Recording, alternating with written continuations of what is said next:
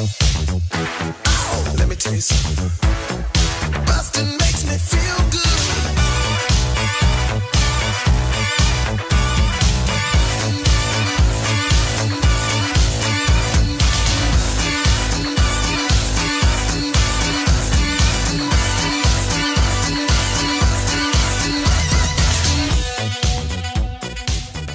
Hi, everybody. Welcome to Blockbusting, the podcast where we love to hate movies. I'm your host, Jay Light. Joining me today, Ian Rousso. How are you doing, Jay? I'm good. How are you? I'm doing all right. Good. Ian has been very patiently waiting because I had this recording time in my podcast calendar wrong, and I got to give you so much credit for that. It's good work. It's all good. It happens.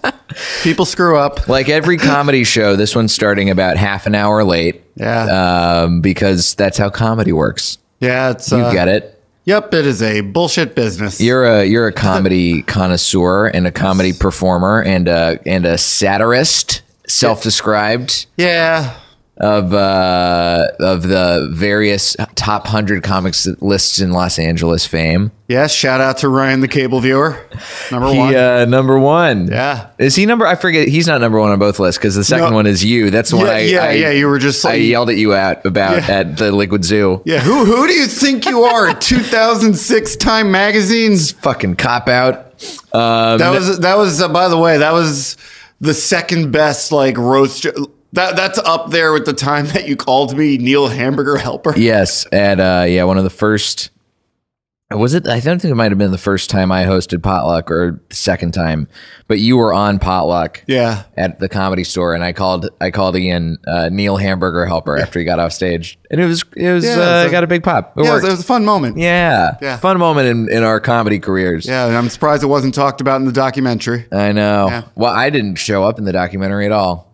I missed completely. You did not even like subtle background or any. Nope. Okay. I hadn't because I was when the documentary was being filmed. I was on the way out of working at the Comedy Store. Okay. Because I was starting to get more writing work, and so I was making my exit. But then when the documentary came out, I didn't watch it just because I didn't have Showtime, and then I finally got Showtime. I got a free trial to watch Yellow Jackets. Okay, it's, same deal. I didn't watch Yellow Jackets yet, but that's what I did for Yellow Jackets is great. Yeah. But then I had time left on the thing, so I was like, I'm gonna watch the Store doc. I haven't had a chance to, and sure enough, I was not in it, which is exactly what I expected was going to happen. Okay. So I know a lot of people who are in it. I have a lot of friends who are in it. They were starting to film it as I was leaving, so I was like, it's going to be some good times for some of my friends. Oh yeah. Yeah. Dude, there's this one particular shot that they did of Luke Schwartz like on the patio, and he's walking into the main room to do a set, and it goes back to the patio, and it's just like a really cool edit. And for him to see that on Showtime, that has to be incredibly validating. And yeah. I think there's probably more of those door guys who I don't know why they don't use their Showtime credit that they have. They have a credit. Yeah. It counts. Yeah. Anyway, that's neither here nor there. What we came to talk about is not the industry as we know it. We came to talk about Martin Scorsese's Casino. Oh, yeah. Which you hate. Yep. And you reached out to me. You told me that you hate this. You have some feelings about it. Why this? What was your situation when you first saw this movie? All right. So a couple years ago, my friend Robbie, he had just moved to LA. He was staying with me for a bit. We were watching The Sopranos from front to back. Mm-hmm. And then we decided, probably like 4 seasons in, it's like, well, there's some other mob shit on Netflix. Let's watch that. And watch Goodfellas, which is probably a real high for cinema back in the 90s. Oh, sure. I mean, even now, I think Goodfellas still is up there in the pantheon of great mob movies, of just sort of all-time great movies, I would say.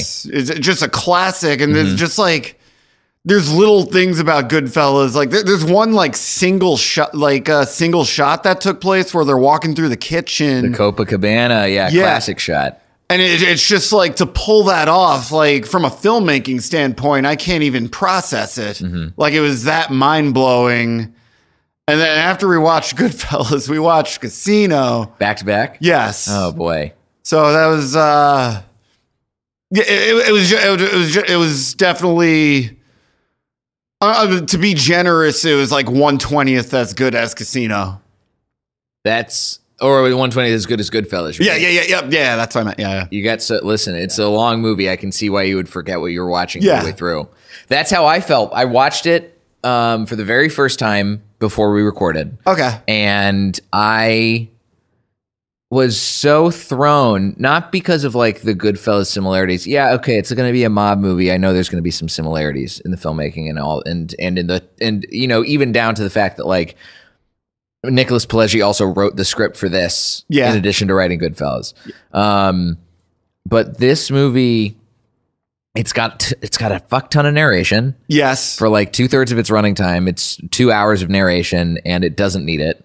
Yeah, it's like, don't get me wrong, narration is an incredible story device, but like as far as just like in bits and pieces, like not all that. Like, could you imagine if Scrubs was 2/3 just JD talking, doing voiceover? It wouldn't work. Yeah. Just like this. And I think the biggest problem I had with it was anytime there was a scene happening where there was no narration and the movie was allowed to be a movie, it was great. Yeah. I think that all the performances are really great. You know, you got a lot of great actors in here. We got Robert De Niro, Sharon Stone, Academy Award nominated for her performance here. Joe Pesci, James Woods, Frank Vincent does great in this. And what's crazy is like Don Rickles. Oh yeah. Like, well, what's crazy is like Joe Pesci, like as far as acting performance goes, like Casino was probably a real high for him on that front. Sure. Yeah. But this movie, there's just something about it that didn't sit right with me. And I think that it sounds like you felt the same way, which is like, what's really like your biggest issue with the movie as it stands? Besides just sort of paling in comparison to Goodfellas. Yeah. It's definitely not a good double feature. Well, yeah. Oh yeah. That was, it was more watchable when I watched it. Like I rewatched it a couple weeks ago, and it was not as like unwatchable by comparison, but still, I don't know. Like the thing that the movie starts like Robert De Niro, like he gets blown up in a car, and we like spoiler alert, we assume he's dead the whole time. And then I don't think we have to worry about it being a spoiler because it literally happens in the first minute of the movie. It's how the title cards start. It's all good. Yeah. Oh no, but he ends up being where I'm going with this is that we think he's going to be dead. Yeah. And then Joe Pesci's character, he dies at the end, but it turns out that Robert De Niro survived the car explosion, and the whole time we spend the first half of the movie, like the movie is narrated by both Robert De Niro and Joe Pesci. Like we think Robert De Niro is dead, and yet he's narrating this whole thing. Who is he telling this story to? And then it turns out that Joe Pesci, he's dead the whole time, and Robert De Niro survives. It's like, oh, Robert De Niro's okay, but now who is Joe Pesci narrating this story to? Like it just doesn't make sense from. I wouldn't say it's a plot hole, but it definitely like logically it does not make sense to me. So is that your biggest criticism with the movie? Is that there's just narration from a ghost? Too much narration, regardless of whether or not it was a ghost or. But is the ghost thing, is that something that you're hung up on? The fact that a dead man is narrating the movie? I wouldn't even go far to say, one theory like I had, like not just ghosts, but what if Joe Pesci is telling this story to St. Peter at the pearly gates? I may not be a good person, but this story sure is interesting.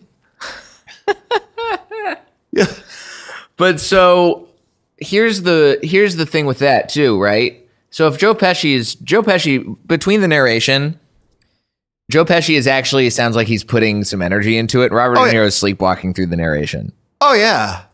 So if Joe Pesci's telling the story in heaven to St. Peter, Yeah. what's going to happen to him versus Robert De Niro?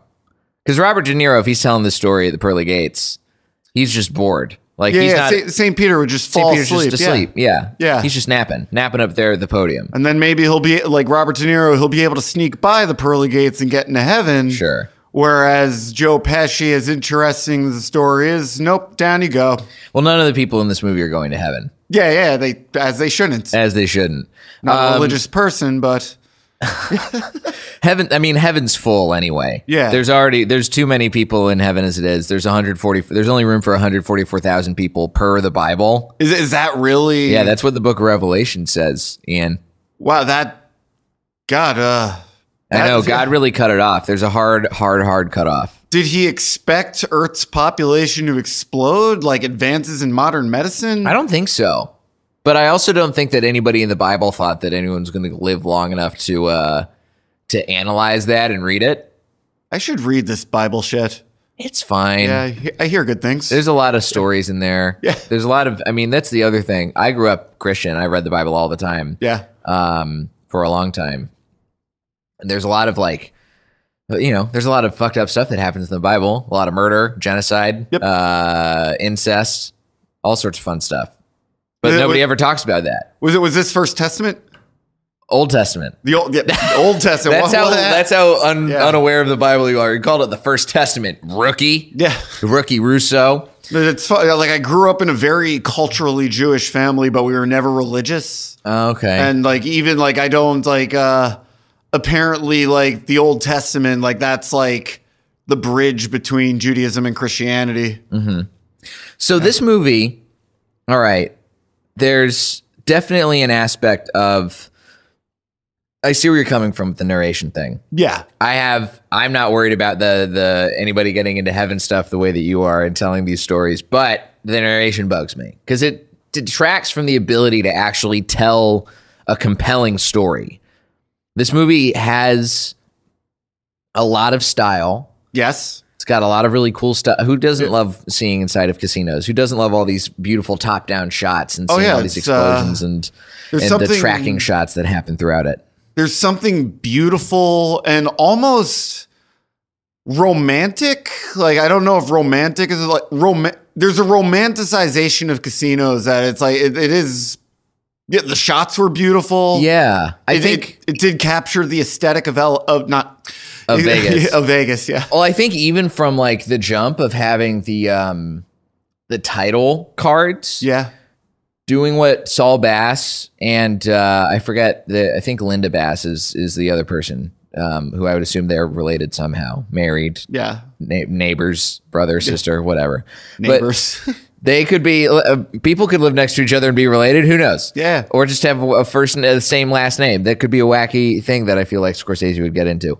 But all the way that titles are designed with the neons and the lights blinking back and forth, that felt like such a great way to get us into the world of neon, flashy Vegas that we're about to be stuck in for the entire movie. And I think the romanticization and the style of this movie really outweighs the substance because there's only substance really in the back half of the movie. First half of the movie is all just, so this is how casino works, and this is how the mob was at casinos, and this is why I am here, as Robert De Niro, and this is why I'm here as the other guy, as Joe Pesci, and this is who Sharon Stone is, and this is all of this stuff, this is who James Woods is. But we spend an hour and a half of a 3-hour movie getting all this set up in, and sure, I get you want to set up the dominoes that you're going to be knocking down. But there's so many fucking dominoes. Yeah. There's too much. There's just too much, man. Yeah, don't get me wrong, it is a very elaborate series of plots, but it's still they could have done a lot more with less. Mm-hmm. And I also requiring that much requiring that much narration. We got it on the third take. Cool. No, it does borderline feel insulting to the viewer that there are certain things that need to be explained like that much. Yeah. I get some degree of needing to explain some of the stuff that's happening. I get that. Yeah. I think there is, especially in a movie like this where you're trying to show off the level of involvement that the mob had Yes. in casino in Vegas of that era. I get you got to have some explanation in there, but trust that an audience can figure it out. Yeah. You don't have to handhold us through the entire thing, right? We don't need Joe Pesci to like just be dragging us along in showing us every single element of what's going on with his nasally voice. Yeah. We don't need that. Yeah, like it also you do need they did need to sort of it helped that they explained like the hierarchy of the casino of who was watching who and how they were able to get away with skimming the account a little bit. Yeah. It's just one of those things that I really wish that this movie had been like 30 minutes to an hour shorter. Oh, yeah. I think the biggest problem I had is not the length, but it's if it was shorter and it had chopped out some of that extra setup that we didn't need, like the going off on the tangents. I've been thinking a lot about this movie, and I was talking to a lot of people about it after watching it before we recorded. Have you seen The Irishman? I have not. Okay, so The Irishman is also Yeah. a crazy long Scorsese epic that has Joe Pesci, Robert De Niro in it. Yes. Where I think The Irishman, I love The Irishman, and I did not love this movie. I think that what worked in The Irishman that didn't work for me in Casino was the simple fact that The Irishman has this, throughout it, layer of sadness and like, oh, we know what we've done. We understand how much and how fucked up all of this is, the things that we've done to these people and to this world. And we know how to reckon with it. And we know we're not ever going to get like a chance to, what's the way to put this? To like atone for our sins. Okay. That's something that sort of is spread throughout The Irishman the whole time. And in this movie, literally the movie wraps up with a bunch of people dying. Yes. Some people get murdered, some people OD, and then Robert De Niro looking at the camera going, hey, what are you going to do? And then the credits roll. Yeah. So it's all just like, hey, I'm going to tell the story where nothing really matters by the end. Yeah. Huh? As opposed to The Irishman, where you spend this 3 hours getting wrapped up in something where you realize by the end everybody is very sad about what happened instead of just being like, I'm blasé. I'm just gonna let go. Yeah. This happened. That's another thing. Like the leads, the characters, they weren't exactly the most sympathetic people in terms like something like as far as what makes The Sopranos great is to like Tony Soprano, he does all these heinous things, but it's presented in a way where there's some sort of reason to feel sympathy. Yeah. Whereas like Joe Pesci the whole time, like if he wasn't such a naturally likable person, like off camera, like, yeah, you're just rooting for this guy. Like somebody should stop him. Like this is so heinous, and he's so careless and reckless when it comes to what he does. Yeah. Well, because he's become that classic friend who's like the friend in your friend group who you don't want to actually hang out with because you know they're chaotic. Yeah.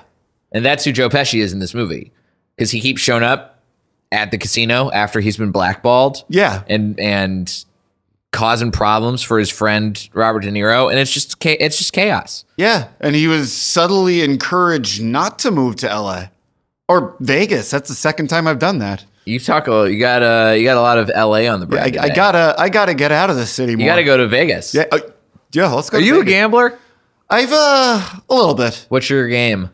Roulette and occasionally poker. Okay. Yeah. See, that's the other thing. I feel like I wish that this movie. I love the style of this movie, and I love the way you get to see people playing casino. Watching people play casino games is one of my favorite easy nice cinematic things to do to make something feel cool. I loved it in this. I love it in all the Oceans franchise movies. I loved it in Twin Peaks. I think that casinos are such a crazy sensory overload of a place that it really allows for really interesting cinematic stuff to happen within them. And I think this movie, you're gonna get me to like the movie just by fact of like, oh, we're doing a whole bunch of cool stuff at casinos. Yeah. Sure, easy. Let's do it. Yeah, that's another thing. Like they had the perfect theme, casinos. And somehow Scorsese managed to blow that. I wouldn't say he blew it though. But you would. But by comparison, again, like just with respect to Goodfellas. Now, here's the crazy thing. Yeah, that's the other thing. Goodfellas is definitely a better watch for this than Casino is. Goodfellas is so fantastic compared to Casino, because Goodfellas is the storytelling is much more compelling from the jump. Yes, as opposed to this, where we're sort of asked right from the jump as viewers to like be invested in the story, where we assume that Robert De Niro is going to get murdered at the end with a car bomb. Yeah, cool way to start a movie.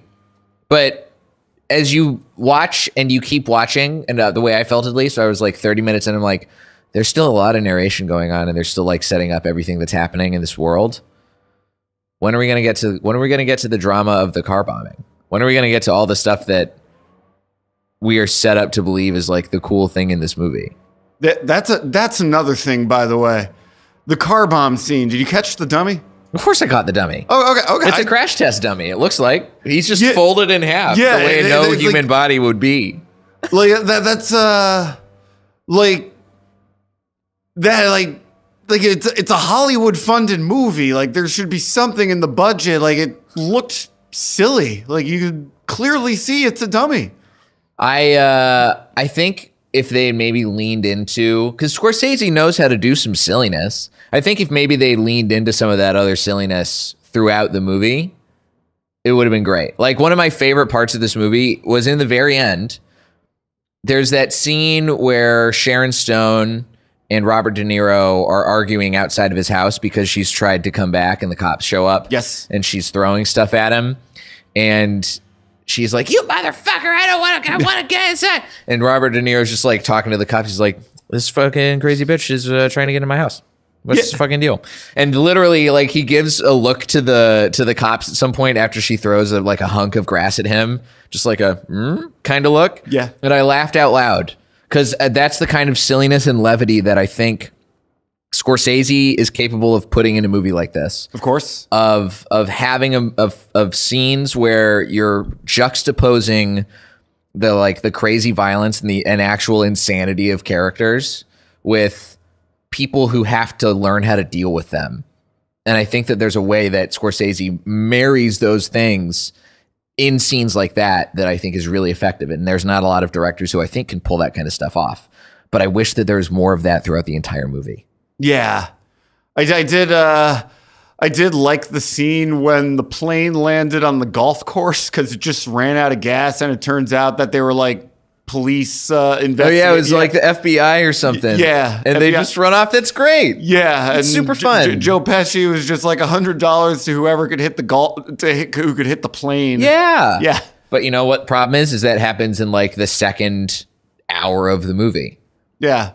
All of the most fun stuff in this movie really doesn't happen until close to the end. And that's a fucking problem. Yeah, just from the standpoint, like if it wasn't for the fact that we paid to rent, we rented a casino, like. You paid to rent it? Yeah. Oh my God. The what second a choice. The second time we did, but the first time, yeah. But it was just like, if money wasn't on the line, it was like, I would have given up. Yeah. Yeah. It's so interesting to me, the way that people looked at this at the time, because it didn't really get a whole lot of awards attention. I mean, like I said, that the Sharon Stone was the only person who got an acting and any sort of nomination at all for this movie, and she got a Best Actress nomination. Well deserved. All the performances I thought were really good. Yes. Got a Golden Globe Award for Best Actress. Scorsese was nominated for Best Director. Roger Ebert loved this movie. He's all over the place with his criticism, but he gave it 4 out of 4. Knows a lot about the mafia's relationship with Las Vegas Casino as is concerned with history as with plot and character. It's a little much. I don't know about that. Actually, you know what? He's spot on. I changed my mind. He's spot on by saying that, and I think that is part of the movie's downfall.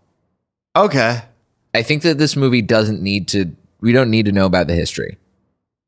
Yeah, it's definitely like reoccurring thing. Like, yeah, some of that narration was definitely unnecessary, definitely expository in a certain light. Oh, it's absolutely expository. Yeah. But expository in a way where it's not really revealing a whole lot that we need to actually know for the story to work. So it's just filler. Yes. It's the guy, we're basically watching a glorified History Channel documentary for the first hour of the movie. Yeah. And I don't think I think Martin Scorsese's better than that. Yeah. That's 100% what I think. Like this was based on a true story, and don't get me wrong, it is a very fascinating story, but it was definitely executed with so much extraneous fat. Like, just lots going on. Yeah.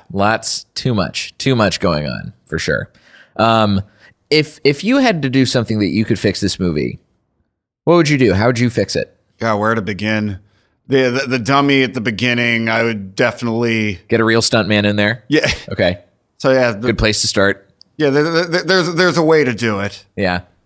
I don't know. Limit the narration to no more than 10 to 20 seconds of setting up a scene. Okay. I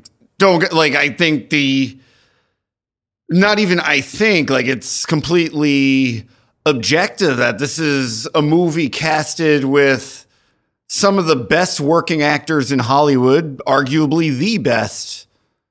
Like you could trust them to be the visual storytellers they need to make this work. Yeah, sure.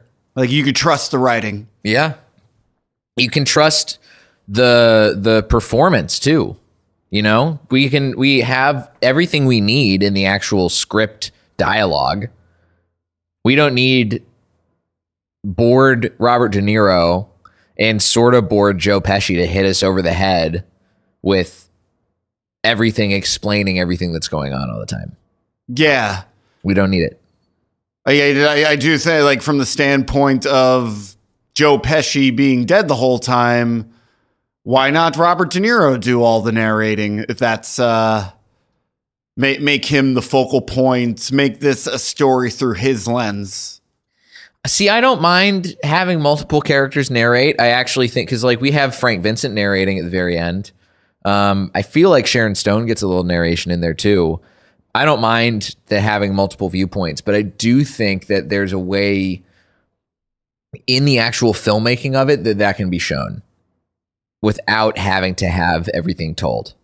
Yeah. Show, don't tell. Classic cinema thing, right? Film school thing. Easiest thing in the world to say. And Scorsese is a director who can do it. Yes. He can do and show and tell. He is fully capable. Fully capable, but he didn't do it. Yeah. He got too caught up in trying to just be very slick and cool and showing off all that cool casino stuff. And really, I like it. I like the casino vibes. I like the tickling of the cool pattern rugs and all of the old TV show stuff and all of the, the glitz and the glamour and the Vegas showgirls. Yeah. The bells and whistles of slot machines. Yeah. But do we need that for this movie to work? I don't think so. Yeah. I gotta ask also, is there anything that you would recommend people watch instead? Obviously Goodfellas. Yeah, people should definitely watch Goodfellas. And just because it treaded, just because like the quality of the movie, like the quality of Casino, it treaded more being along the lines of gore action, which from that genre, like Pulp Fiction, obviously, but why not Jackie Brown? They're also unsympathetic characters with a very, very complex, compelling story to tell. Yeah. Yeah. I still haven't seen Jackie Brown. That's one of the only Tarantinos I've never seen. It's such an underrated movie. You know what I want to watch now, and I haven't seen it, but I've heard a lot of great things, and it's in the casino world also, is Hard Eight. Okay. Have you ever seen it? I've not seen Hard Eight. I love Paul Thomas Anderson. I'm super on record for saying that. And Hard Eight is about my personal favorite casino game, which is craps. Okay. So I definitely want to watch that. I hear it's great. I know, oh God, what's the guy's name? What's the actor's name? He was in Magnolia. He plays the old man in Magnolia. I'm looking this up because I don't want to get it wrong. Yeah. Are you familiar with PTA's work? Very little. I still hear incredible things about Licorice Pizza. Oh, so great. Yeah. Love Licorice Pizza. Philip Baker Hall, that's his name. Philip Baker Hall. Yes. He's great. What year did this come out? This came out in the 90s. This is 1996. Okay. So 96 at Sundance, and then it was officially released a year later.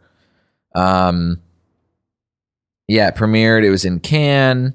It came out. It got 3.5 stars from old Roger Ebert.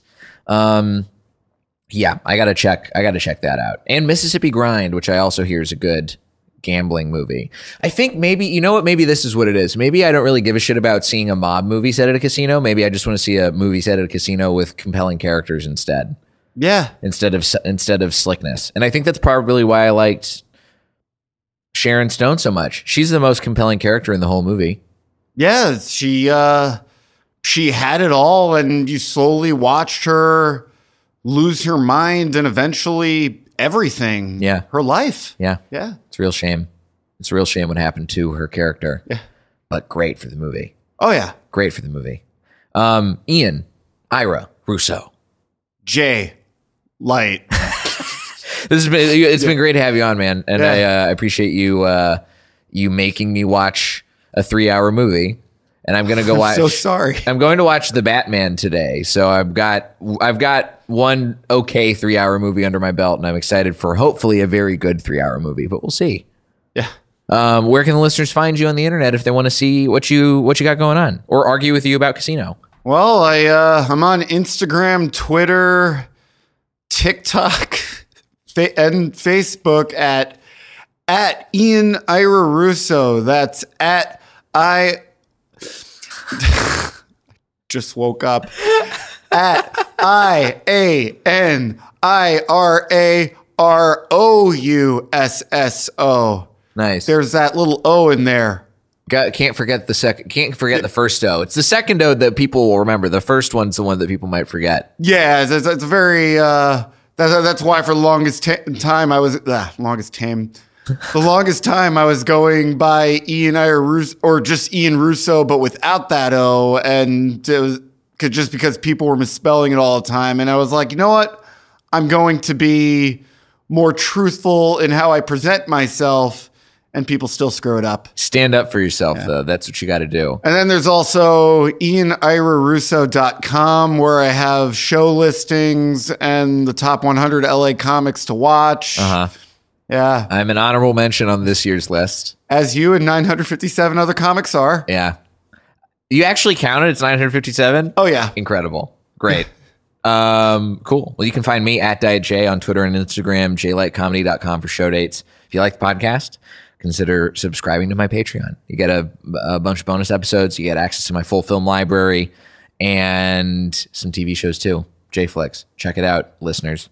Ian, thanks again. Thank you. This has been Blockbusting. Go see something good for a change.